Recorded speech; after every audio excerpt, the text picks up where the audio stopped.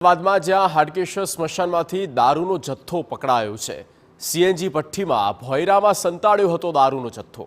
ખોખરા પોલીસે સ્મશાનમાં દરોડા પાડ્યા અને જથ્થો પકડી પાડ્યો છે।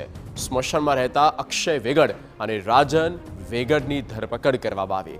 દારૂ સહિત 3 લાખથી વધુની રકમનો મુદ્દામાલ કબજે કરવામાં આવ્યો છે। સંવાદદાતા હરીન માત્રાવાડિયા ફોન લાઈન પર। હરીન, પૂરી વિગત।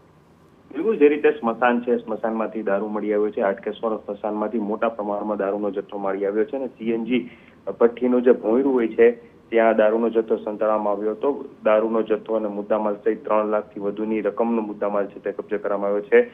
ખોખરા પોલીસે સ્મશાનમાં ગઈકાલ મોડી રાત્રે દરોડા પાડ્યા હતા અને તેમાંથી સ્મશાનમાં જ રહેતા 2 ભાઈઓ છે તેમની પાસેથી આ દારૂ છે તે મળી આવ્યો હતો। મોટી માત્રામાં દારૂનો જથ્થો હોવાની બાતમી મળતા અને તે અન્ય લોકોને આપવાનો હોવાની પણ માહિતી મળતા પોલીસે દરોડો પાડ્યો હતો અને 3 લાખથી વધુનો મુદ્દામાલ છે તે સ્મશાનની અંદર જે સીએનજી ભઠ્ઠી હોય છે તેના ભોયરામાં રાખેલો મળી આવ્યો છે। જી ઓકે હરીન, આભાર તમામ માહિતી માટે।